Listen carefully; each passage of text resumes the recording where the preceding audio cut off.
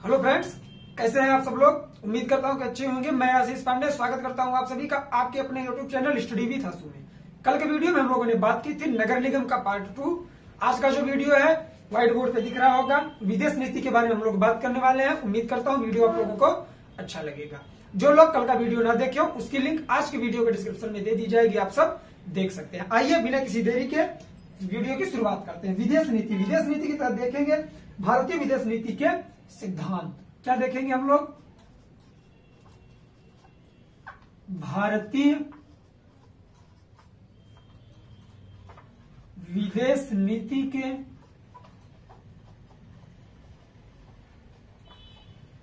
सिद्धांत, ठीक है।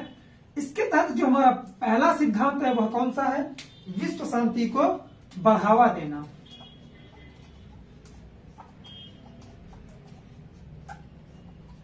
विश्व शांति को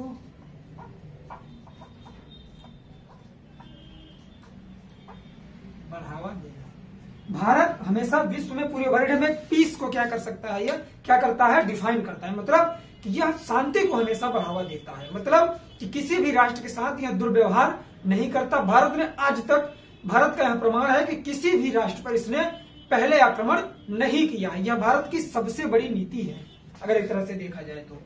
आइए बात करते हैं कि इसके उपलक्ष्य में विश्व शांति के लिए नेहरू जी ने एक वाक्य बोला है। कौन? पीटी नेहरू, पंडित जवाहरलाल नेहरू ने एक वाक्य कहा है, शांति हमारे लिए एक उत्साहजनक आशा ही नहीं, यह एक आपात आवश्यकता है। शांति हमारे लिए एक उत्साहजनक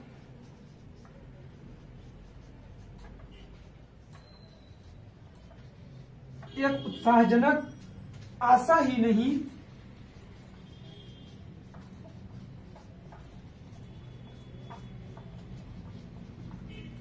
नहीं, है, यह एक आपात आवश्यकता है।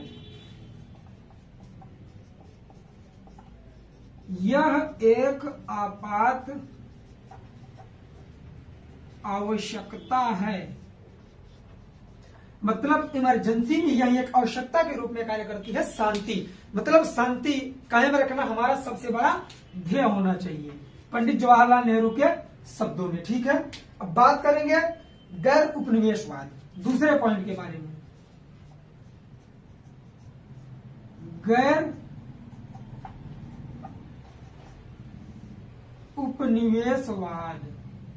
उपनिवेशवाद का मतलब यह है कि कोई बाहरी राष्ट्र यहां आकर शासन नहीं कर सकता है, ठीक है। सिर्फ कंपनी के रूप में यहां कार्य करेगा, शासन नहीं कर सकता। कि बाहर के लोग आकर यहां उपनिवेश नहीं कर सकते हैं भारत में विदेश नीति के तहत।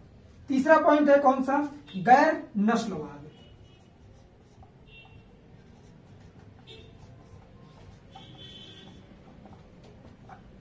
भारत हमारा एक धर्मनिरपेक्ष राज्य है।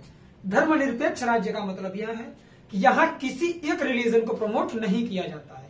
यहाँ बहुत सारे रिलीजन पाए जाते हैं और सबको प्रमोट किया जाता है एक साथ में, ठीक है। तो यहाँ नस्लवाद का आशय यह है कि यहाँ काले गोरे का भेदभाव नहीं है, या फिर बहुत ज्यादा पैसे वाले का या अमीर गरीब का भेदभाव यहाँ ज्यादा नहीं देखने को मिलता। आज की जो समाज है, जो कल्चर है, इसमें अमीर और गरीब वर्ग की खाई बहुत बड़ी बन चुकी है। लेकिन यहाँ पर नस्ल के हिसाब से भेदभाव नहीं किया जाता है, ठीक है। ये विदेश नीति का क्या है? एक सिद्धांत है। चौथा, गुट निरपेक्षता।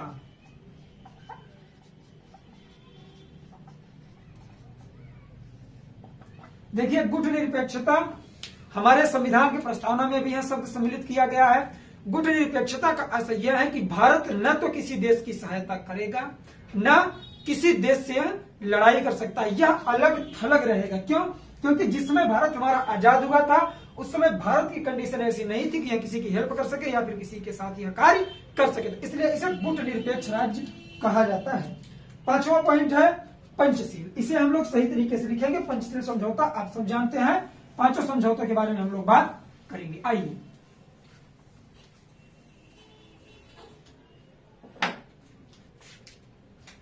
पांचवा हमारा है क्या?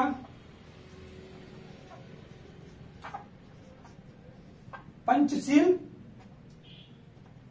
और पंचशील के तहत हम लोग पहले क्या देखेंगे, इसका परिचय देखेंगे, पंचशील है क्या। 1954 में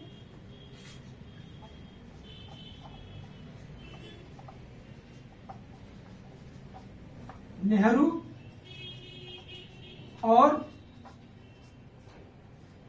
और चीन के राष्ट्र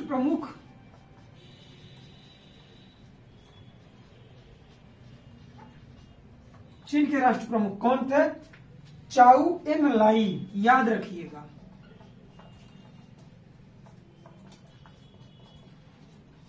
चाउ एन लाई के मध्य, चाउ एन लाई के मध्य तिब्बत के संबंध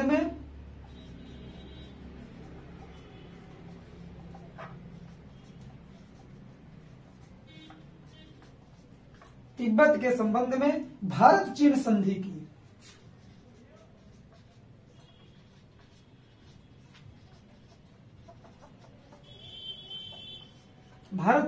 की उद्देशिका में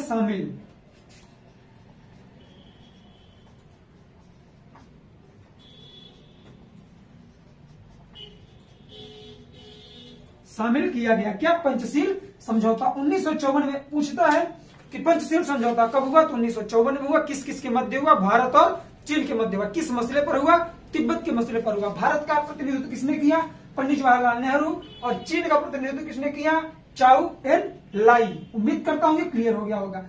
आइए हम लोग देखते हैं कि वो पंचशील समझौते के तहत वो पांचों समझौते हैं क्या क्या, उनके बारे में हम लोग देखेंगे। तो जो पहला समझौता था वह क्या था, एक दूसरे की क्षेत्रीय अखंडता और प्रभुसत्ता के लिए परस्पर सम्मान।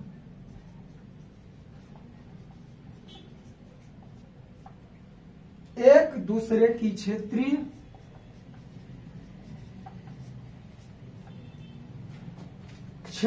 अखंडता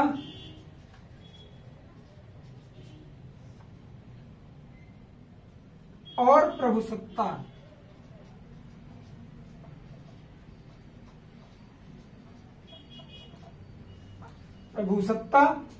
के लिए परस्पर सम्मान।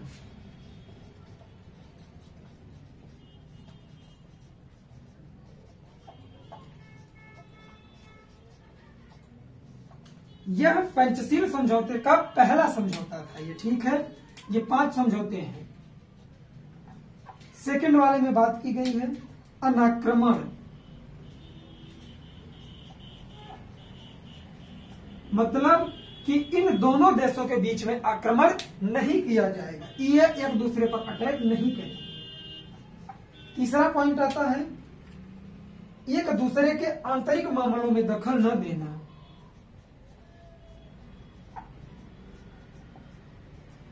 एक दूसरे के आंतरिक मामलों में दखल न देना। पांचों के बारे में डीपली बात करूंगा, पहले लिख लेते हैं हम लोग। चौथा क्या है, समानता व परस्पर लाभ। समानता व परस्पर लाभ। पांचवा पॉइंट कौन सा है, ये समझौते हैं, पंचशील समझौते हैं। पांचवा कौन सा है, शांतिपूर्वक सह अस्तित्व।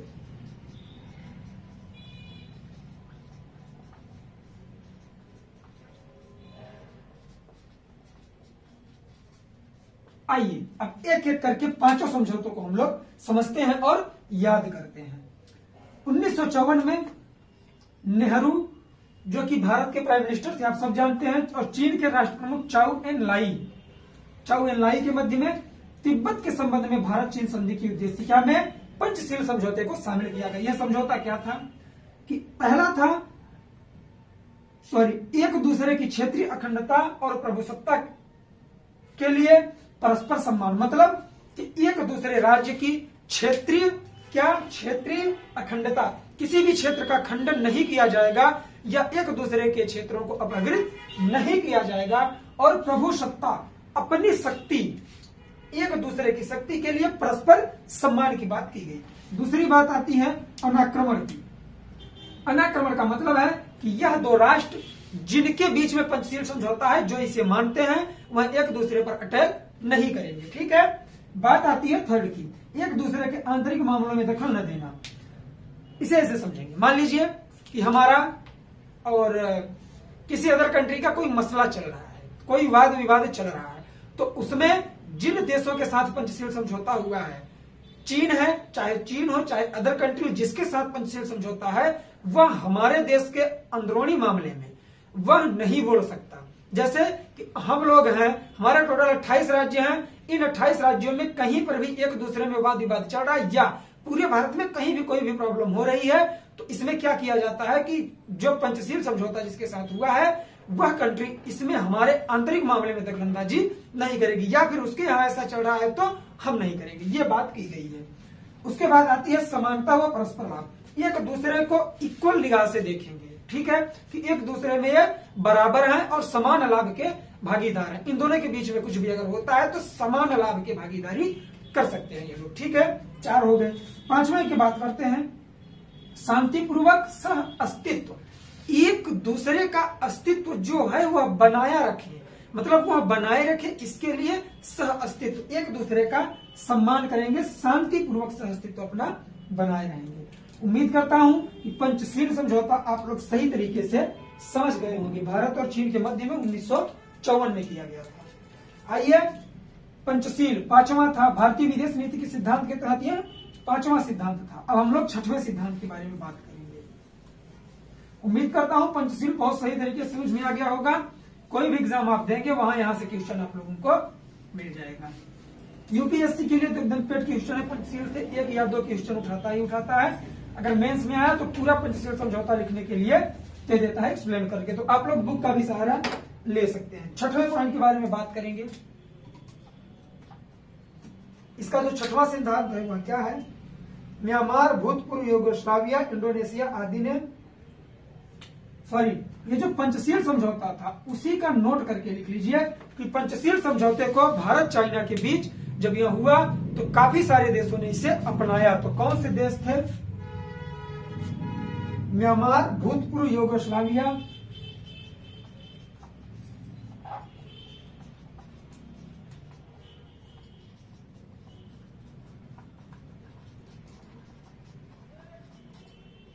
भूतपूर्व यूगोस्लाविया, इंडोनेशिया,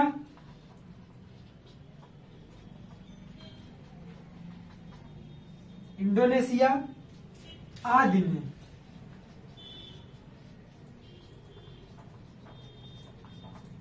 पंचशील को अपनाया, पंचशील समझौता अपनाया था। ठीक है, उसके बाद बात करेंगे पंचशील तथा गुट निरपेक्षता अंतरराष्ट्रीय संबंधों की कल्पना और प्रयोगों में भारत की महान देन है। यही पॉइंट हम लोग आगे बढ़ा के लिखेंगे। क्या लिखेंगे? पंचशील तथा गुट निरपेक्षता दोनों हम लोग समझ चुके हैं। पंचशील तथा गुट निरपेक्षता अंतरराष्ट्रीय संबंधों की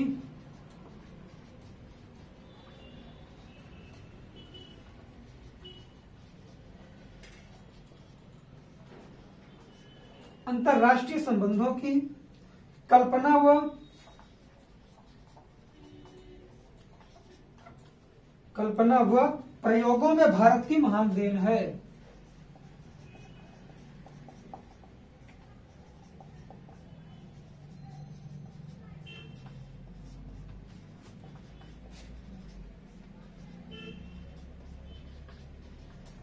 भारत की महान देन है। तो हम लोग यहां से क्या चीज समझ लिए कि भारतीय विदेश नीति के तहत जो पंचशील समझौता भारत और चीन के मध्य हुआ था, यह इसकी वजह से भी भारत की इमेज पूरे वर्ल्ड में एक अलग छवि के रूप में सामने आई।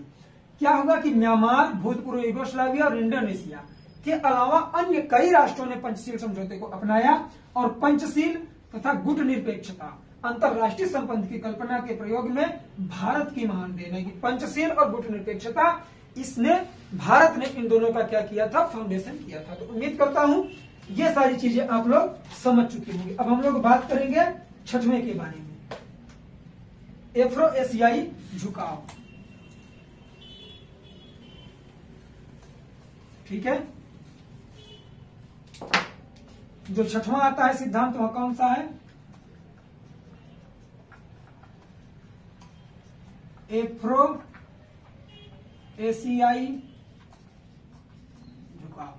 अफ्रीका और एशिया से संबंधित जो कंट्री है उसके प्रति भारत का झुकाव, ठीक है, उसे प्रमोट करने के लिए। तो इसके तहत जो पहला पॉइंट है वो हम लोग लिखेंगे कि इनके प्रति विशेष झुकाव भारत का। भारत का इनके प्रति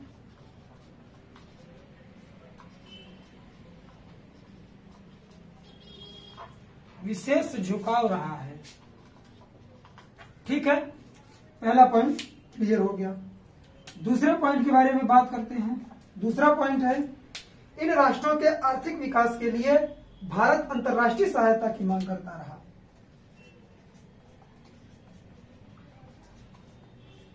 इन राष्ट्रों के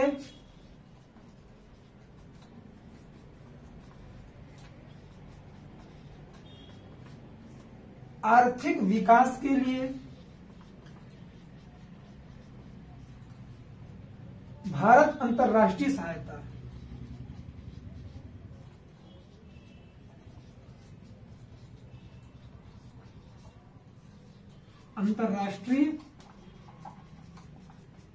सहायता की मांग करता रहा।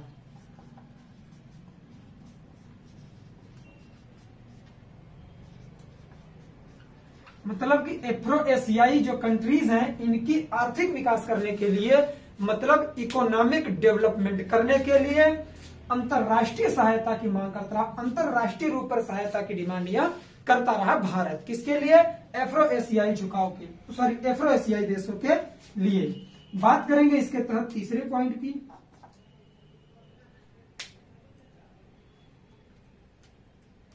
उन्नीस सौ सैंतालीस में भारत ने 1947 में भारत ने नई दिल्ली में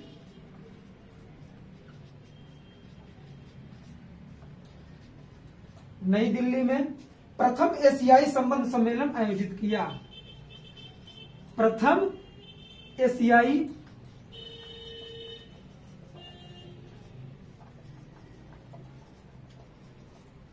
संबंध सम्मेलन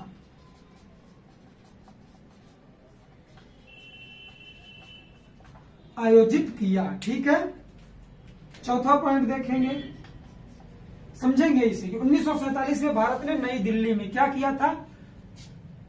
प्रथम एशियाई संबंध का सम्मेलन आयोजित करवाया था भारत ने 1947 में। कहां पर? नई दिल्ली में। ठीक है, और इसका जो चौथा पॉइंट है उसके बारे में बात करेंगे। 1949 में 1949 में भारत ने इंडो एशियाई स्वतंत्रता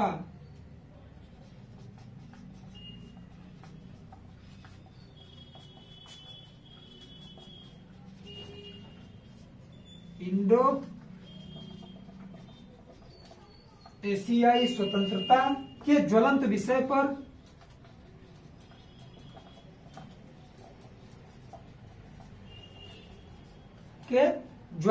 पर एशियाई देशों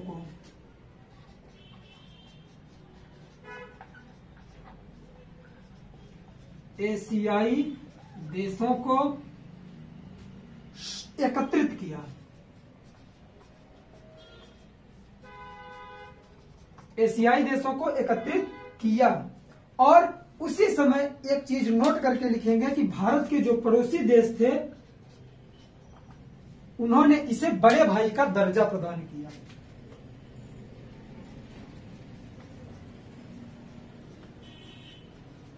दक्षिण एशियाई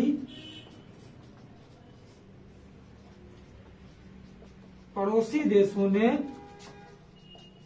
भारत को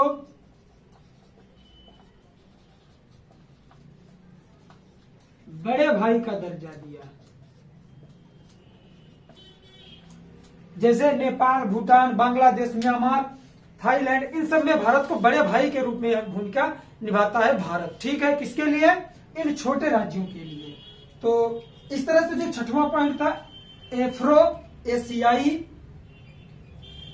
एशियाई झुकाव, तो इसमें भारत की भूमिका क्या है हम लोगों ने सही तरीके से देख लिया। आइए अब बात करते हैं छठवें पॉइंट की, सॉरी 7वें पॉइंट की।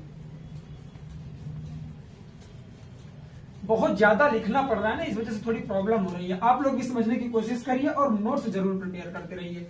आप लोगों के लिए ही मैं लिखता हूं यहां।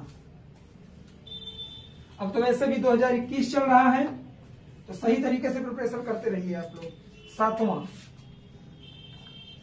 सातवें में क्या बात की गई है? राष्ट्रमंडल से संबंध।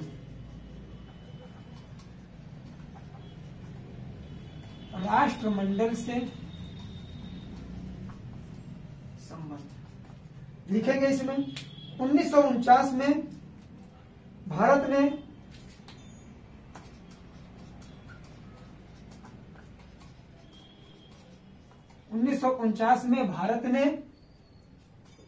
राष्ट्रमंडल देशों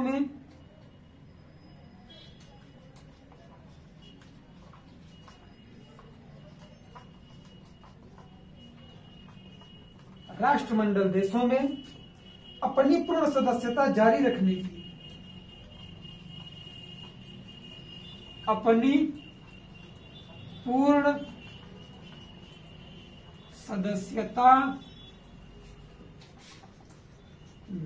रखने की जारी रखने की घोषणा की। और इसके साथ ही देखेंगे बहुत बड़ा बदलाव हुआ था कि 1949 में भारत ने राष्ट्रमंडल देशों में अपनी पूर्ण सदस्यता जारी रखने की घोषणा की और ब्रिटिश ताज को राष्ट्रमंडल का प्रमुख के रूप में स्वीकार किया। ब्रिटिश ताज को राष्ट्रमंडल प्रमुख के रूप में स्वीकार किया। राष्ट्रमंडल प्रमुख के रूप में स्वीकार किया। किसने स्वीकार किया? भारत ने ब्रिटिश ताज को राष्ट्रमंडल के प्रमुख के रूप में स्वीकार किया और 1949 में राष्ट्रमंडल में भारत पूरी तरह से शामिल होता है। इसे याद रखिएगा, ठीक है। भारत 1949 में। अगले पॉइंट के बारे में बात करेंगे इसके राष्ट्रमंडल देशों के साथ संबंध में। भारत ने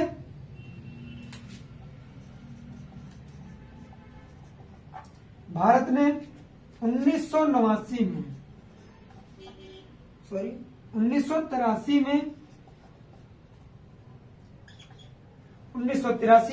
नई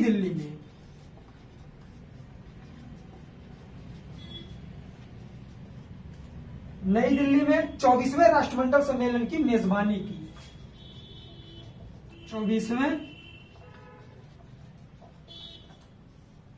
24वें राष्ट्रमंडल सम्मेलन की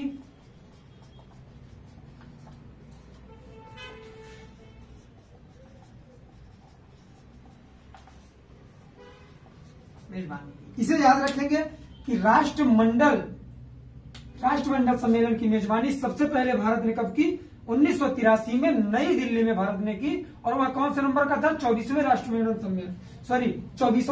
राष्ट्रमंडल सम्मेलन था, जिसकी मेजबानी भारत करता है नई दिल्ली में 1983 में। ठीक है, तो ये 7 पॉइंट थे। ठीक, अब बात करते हैं 8वें पॉइंट की। 8वें पॉइंट में क्या है? यूएनओ को सहयोग, संयुक्त राष्ट्र संघ को सहयोग।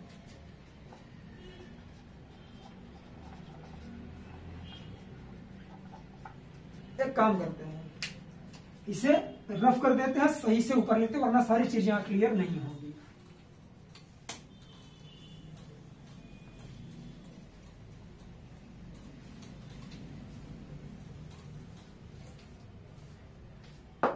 आठवां कौन सा है? यूएनओ को सहयोग, संयुक्त राष्ट्र संघ को सहयोग।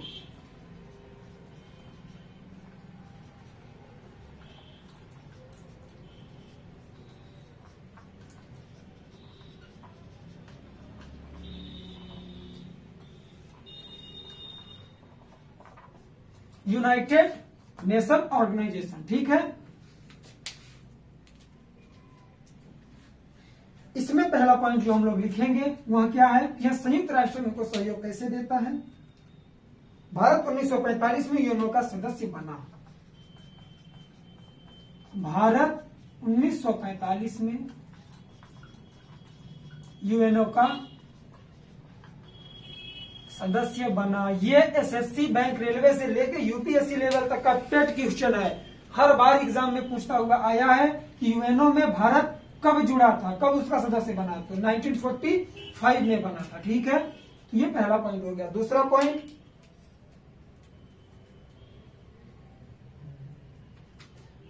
1953 में विजय लक्ष्मी पंडित को, बहुत इंपॉर्टेंट, मोस्ट इंपॉर्टेंट,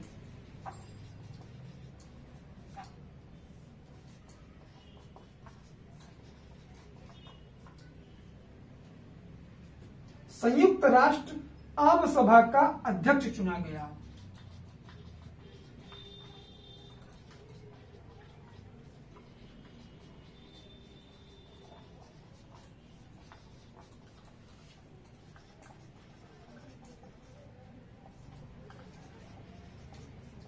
ये पहले भारतीय थे। ठीक है, विजय लक्ष्मी पंडित को संयुक्त राष्ट्र आम सभा का अध्यक्ष चुना गया 1953 में। ये चीज आप लोग याद रखेंगे, पहले भारतीय के रूप में इनका चयन किया गया था। तो इस तरह से 8 पॉइंट हमारे पूरे हो गए। बात करते हैं 9वें पॉइंट की, निःशस्त्रीकरण।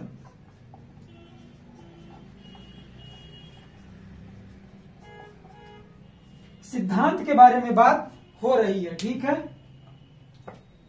निःशस्त्रीकरण के बारे में जो पहला पॉइंट है वो हम लोग लिखेंगे। 1985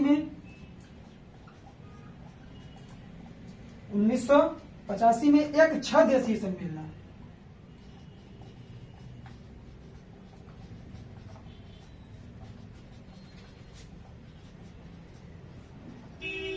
कहां, नई दिल्ली में आयोजित किया गया।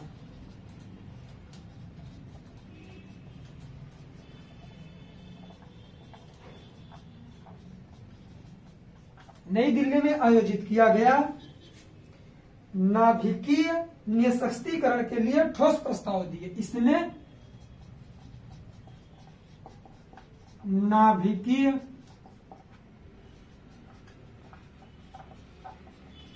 निःशस्त्रीकरण के लिए क्या दिए, ठोस प्रस्ताव दिए। ठोस प्रस्ताव दिए। Second point is most important, इसे याद रखेंगे और ये आज के वीडियो का लास्ट पॉइंट भी होगा, काफी लंबा हो गया।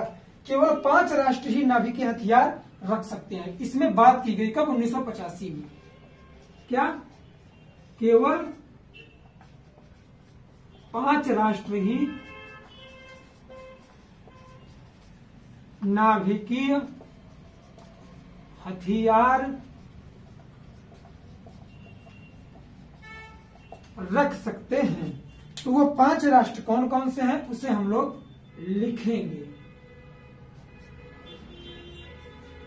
पहला यूएसए अर्थात अमेरिका, दूसरा रूस, तीसरा चीन, चौथा